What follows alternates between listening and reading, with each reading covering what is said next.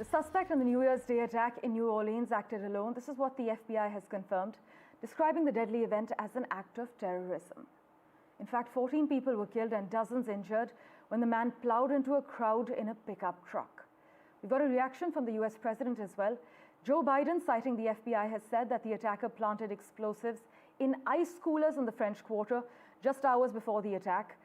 And as per reports, Shamsud Din Jabbar also expressed his beliefs that music, intoxicants, sex and other pleasures were evils deserving of destruction. In fact, an account on the SoundCloud platform under the name of Jabbar posted 3 recordings totaling about 20 minutes each, containing those and other expressions of extremist religious views. SoundCloud has not immediately responded to a request for comment as per reports, but just listen in to what the US president had to say, followed by the finer details. They've established that the attacker was the same person who planted the explosives in those ice coolers in 2 nearby locations in the French Quarter just a few hours before he rammed into the crowd with his vehicle. They assess he had a remote detonator in his vehicle to set off those 2 ice chests. We do not assess at this point that anyone else involved in this attack is involved in this attack except for Shamsud Din Jabbar.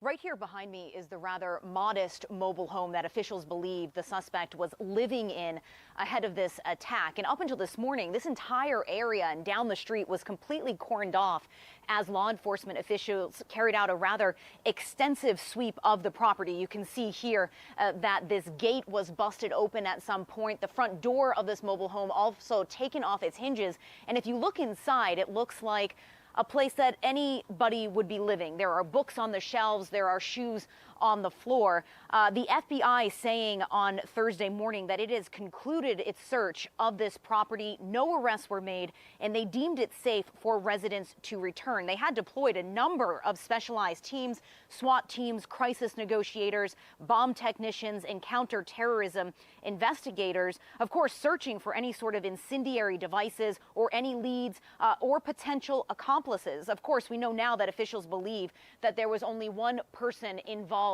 in this attack, Shamsud Din Jabbar, who is a Texas native, born and raised, in fact, not that far from here, about a 90-minute drive. He was an Army veteran, an IT specialist, a father of at least 3 children, twice divorced, and according to reports, somebody that had fallen on financial hard times in recent years.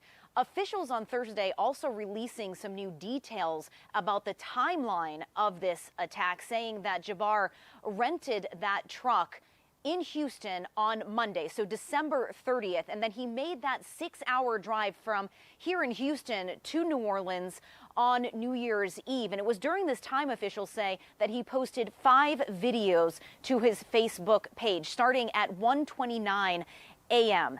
In those videos, he proclaimed his allegiance to ISIS, saying that he joined the terror organization before the start of this past summer, also saying that his original plan was to attack his relatives and his friends, but that he was afraid that the headlines in the news would not properly portray the, quote, war that was taking place between believers and disbelievers. But it seems at this point, at least, that the investigation at this property where this suspect was allegedly living until this attack, that has concluded for now. Tony Waterman, NDTV, Houston.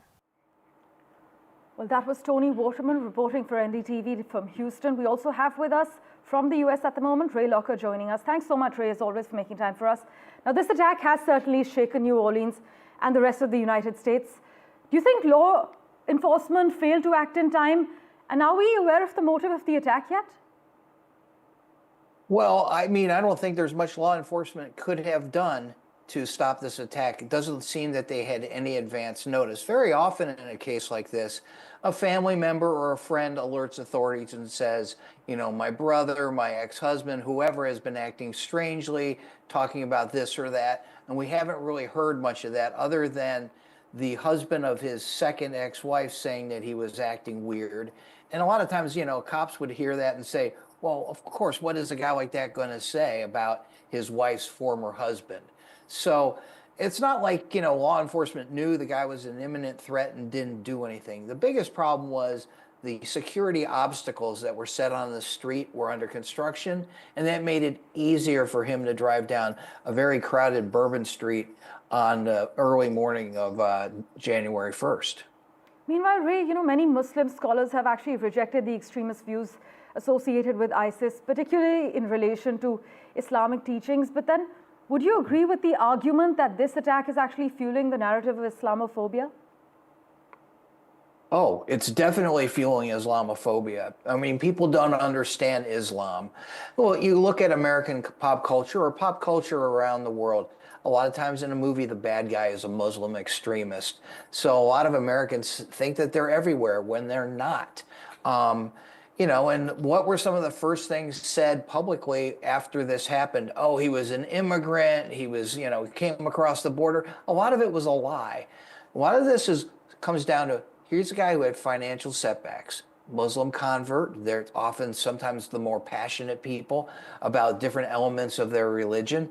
And then he takes comfort in his religion and starts to gravitate toward what people in ISIS are saying, and he decides he wants to make a big statement. That's something that happens a lot in these lone wolf terrorist attacks. In fact, the FBI has confirmed that he was an Army veteran and a U.S. citizen born in Texas, as you've highlighted. But, Ray, is the United States gearing up for trying times now? We're 2 weeks ahead of Trump's second term. How can law enforcement actually work to prevent such deadly incidents? Is there a way? Well, one thing that needs to not happen is a dismantling of the FBI because of political reasons. Of course.